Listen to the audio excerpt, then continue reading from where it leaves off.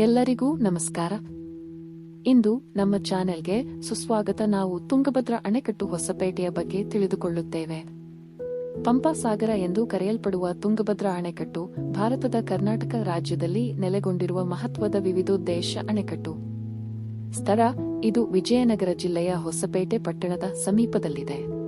ನಿರ್ಮಾಣ: ಅಣೆಕಟ್ಟಿನ ನಿರ್ಮಾಣವು 1949ರಲ್ಲಿ ಪ್ರಾರಂಭವಾಯಿತು ಮತ್ತು 1953ರಲ್ಲಿ ಪೂರ್ಣಗೊಂಡಿತು. ಉದ್ದೇಶ: ಇದು ನೀರಾವರಿ, ವಿದ್ಯುತ್ ಉತ್ಪಾದನೆ ಮತ್ತು ಪ್ರವಾಹ ನಿಯಂತ್ರಣ ಸೇರಿದಂತೆ ಬಹು ಉದ್ದೇಶಗಳನ್ನು ಪೂರೈಸುತ್ತದೆ.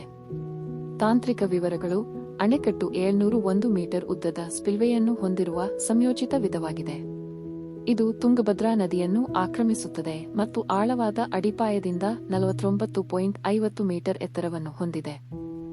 ಜಲಾಶಯ: ತುಂಗಭದ್ರಾ ಜಲಾಶಯವು ಒಟ್ಟು 3.73 ಘನ ಕಿಲೋಮೀಟರ್ 132 ಟನಕ್ಫ್ಟ್ ಸಾಮರ್ಥ್ಯ ಮತ್ತು 3.31 ಘನ ಕಿಲೋಮೀಟರ್ 116.86 ಟನಕ್ಫ್ಟ್ ಸಕ್ರಿಯ ಸಾಮರ್ಥ್ಯವನ್ನು ಹೊಂದಿದೆ.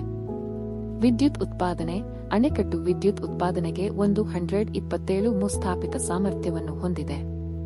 ವಾಸ್ತುಶಿಲ್ಪಿಗಳು: ಮುಖ್ಯ ವಾಸ್ತುಶಿಲ್ಪಿಗಳು ವೇಪ ಕೃಷ್ಣಮೂರ್ತಿ ಮತ್ತು ಶ್ರೀ ಪಲ್ಲಿಮಲ್ಲಿ ಪಾಪಯ್ಯ. ಮುಖ್ಯ ಗುತ್ತಿಗೆದಾರ ವೆಂಕಟರೆಡ್ಡಿ ಮುಳಮಲ್ಲ. ಪ್ರವಾಸಿ ಆಕರ್ಷಣೆ: ಅಣೆಕಟ್ಟು ಪ್ರದೇಶವು ಸುಂದರವಾದ ಉದ್ಯಾನವನ, ಸಂಗೀತ ಕಾರಂಜಿಗಳು ಮತ್ತು ಮಿನಿ ಬಸ್ ಪ್ರವಾಸದೊಂದಿಗೆ ಜನಪ್ರಿಯ ಪ್ರವಾಸಿ ತಾಣವಾಗಿದೆ.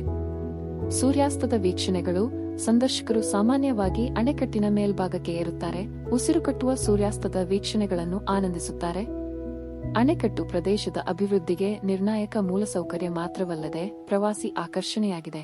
ಸುಂದರವಾದ ಉದ್ಯಾನವನಗಳು ಮತ್ತು ಸುತ್ತುವರಿದ ಭೂದೃಶ್ಯದ ವಿಹಂಗಮ ನೋಟವನ್ನು ನೀಡುತ್ತದೆ. ಪ್ರವಾಸಿಗರು ಸ್ಥಳೀಯ ಸಂಸ್ಕೃತಿಯ ಬಗ್ಗೆ ಕಲಿಯಬಹುದು, ಪಾಕಪದ್ಧತಿಯನ್ನು ಆನಂದಿಸಬಹುದು ಮತ್ತು ಅಣೆಕಟ್ಟಿನ ಸುತ್ತಮುತ್ತಲಿನ ಕರ್ನಾಟಕದ ವಾಸ್ತುಶಿಲ್ಪದ ಪರಂಪರೆಯನ್ನು ಅನ್ವೇಷಿಸಬಹುದು. ಇಂತಹ ಹೆಚ್ಚಿನ ವಿಡಿಯೋಗಳಿಗಾಗಿ ದಯವಿಟ್ಟು ನಮ್ಮ ಚಾನೆಲ್ ಅನ್ನು ಶೇರ್ ಮಾಡಿ ಮತ್ತು ಚಂದಾದಾರರಾಗಿ ಮತ್ತು ಬೆಂಬಲಿಸಿ. ವೀಕ್ಷಿಸಿದ್ದಕ್ಕೆ ಧನ್ಯವಾದಗಳು.